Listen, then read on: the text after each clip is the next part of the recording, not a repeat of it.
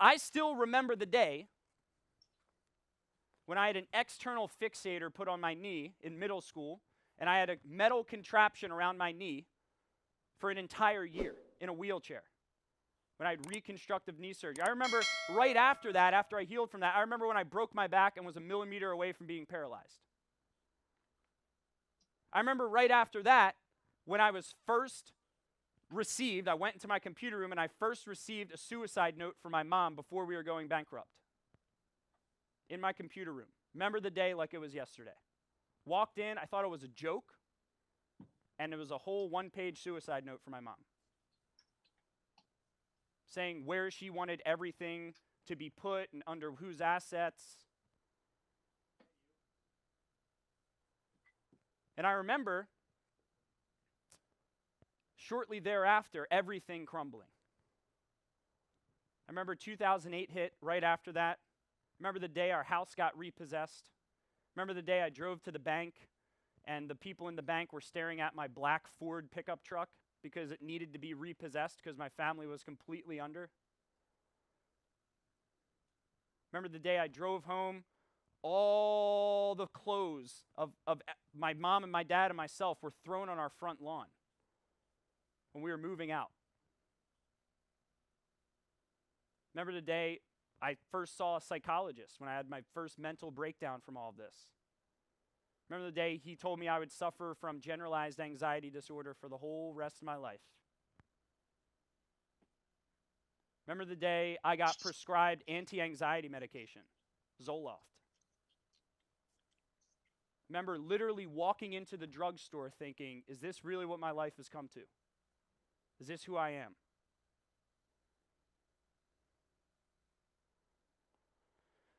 Remember walking back to my apartment about a year after I had my first psychotherapist, Mark Moore in Philadelphia. I was walking right across the this beautiful garden outside of his office, and I remember I just felt like complete turmoil in my head. I just was eating myself alive. I walked across this garden, and I had this epiphany that I was becoming my disorder. I was becoming an anxious person. I remember that day I came home, I ended up emailing my psychiatrist and I told him, I'm done. I can't take this anymore. I need to start working on who I want to be and stop rehashing my past.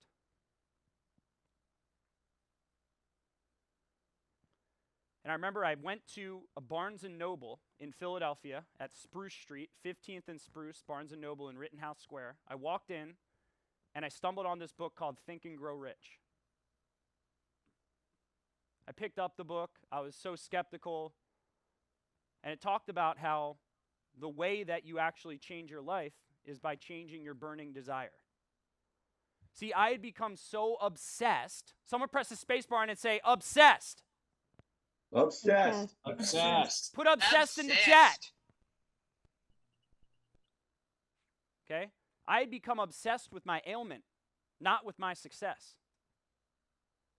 I had become obsessed with my current situation, not my future potential. So I decided shortly thereafter to embrace what's called autosuggestion.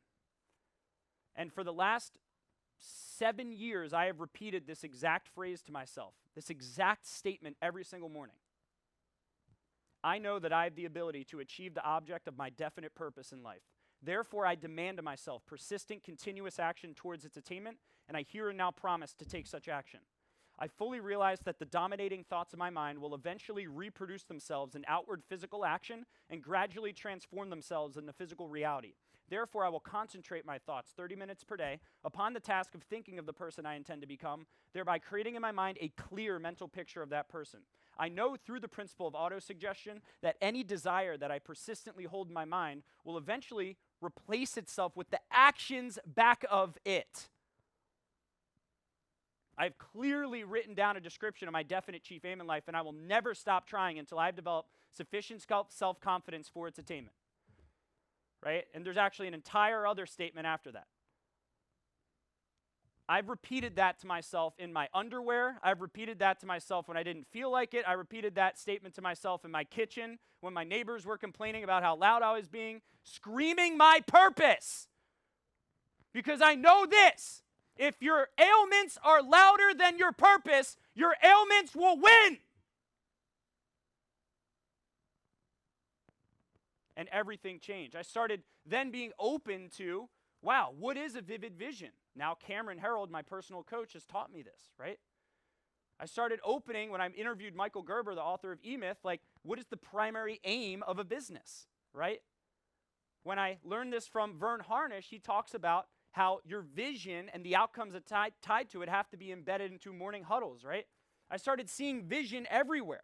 Gino Wickman, the first chapter of the book Traction, is vision. Every business book starts with vision, but how much time do business owners spend on their vision, personally, professionally, and financially? A lot or a little? Press the space bar in and let me know in the chat. Do they spend a lot of time on their vision or a little bit of time on their vision?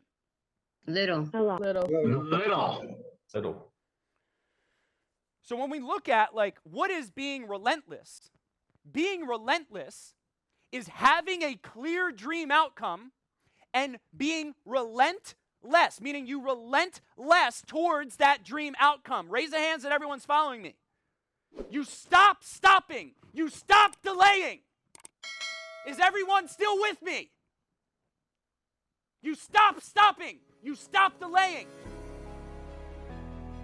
But if you don't know what your dream outcome is, how could you possibly be relentless?